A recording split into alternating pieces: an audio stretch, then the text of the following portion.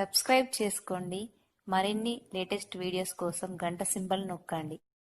Hi friends, మనం ఈరోజు potato Maggi fingers ఎలా చేసుకోవాలో చూద్దామండి. చాలా బాగుంటాయి.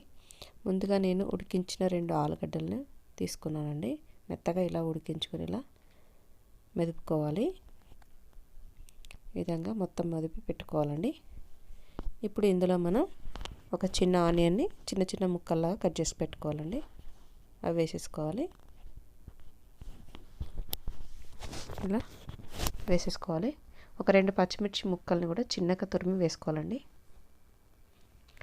కొత్తిమీర అండి కొద్దిగా చిన్నగా కట్ చేసి వేసుకోవాలి.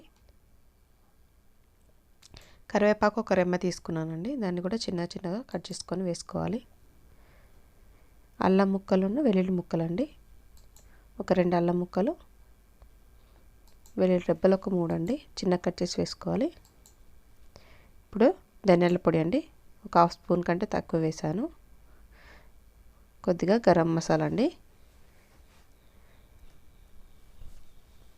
నెక్స్ట్ వచ్చి సాల్ట్ అండి, టేస్ట్ తగ్గట్టు సాల్ట్ కూడా యాడ్ చేసుకోవాలి.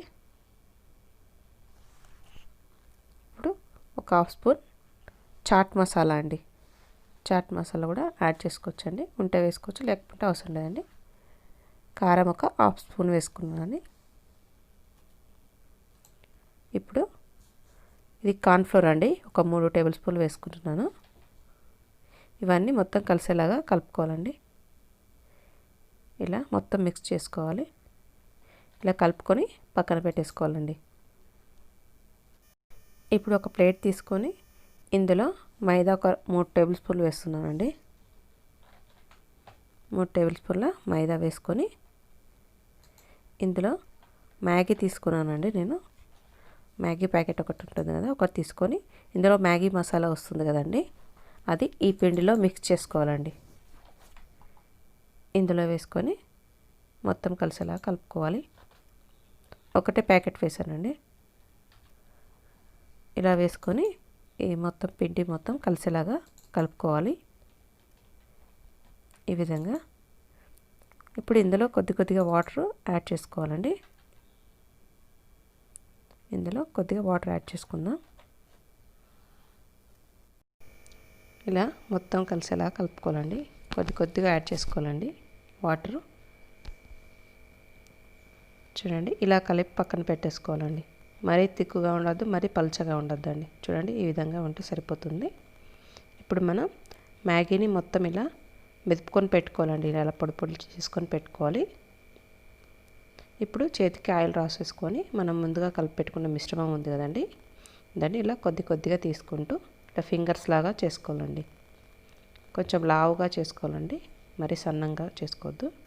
ఇప్పుడు ఇది ఈ పిండి మిశ్రమంలో ఇలా డిప్ చేసేసి ఇలా పిండి మొత్తం పట్టించాలండి.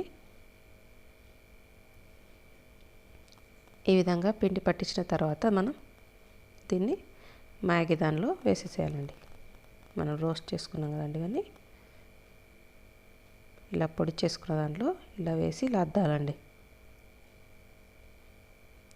ఈ విధంగా అద్ది ఇలా కొద్దిగా ప్రెస్ చేస్తే సరిపోతుందండి. చూడండి, ఇలా అన్నీ రెడీ చేసి పెట్టుకోవాలండి. ఇలానే ఇప్పుడు మనం డీప్ ఫ్రైకి సరిపడా ఆయిల్ పెట్టేసుకుందామండి. ఆయిల్ వేడెక్కిందండి. ఇప్పుడు మనం ఒక్కొక్కటిగా వేసుకొని మీడియం ఫ్లేమ్లోనే ఫ్రై చేసుకోవాలండి, హైలో అస్సలు పెట్టొద్దు. ఇలా వేసుకొని అన్నీ 2 వైపులా మంచి కలర్ వచ్చే వరకు ఫ్రై చేసుకోవాలండి. చూడండి, ఇలా ఈ కలర్ వచ్చే వరకు ఫ్రై చేసుకుంటే సరిపోతుందండి. మనం వీటిని ఒక ప్లేట్లోకి తీసేసుకుందాం. చూడండి ఎంత చక్కగా వచ్చాయో. పిల్లలకి ఇలా చేసి పెడితే చాలా ఇష్టంగా తింటారండి. ఈవినింగ్ స్నాక్స్ లాగైనా మార్నింగ్ బ్రేక్ఫాస్ట్ లాగైనా తినొచ్చు.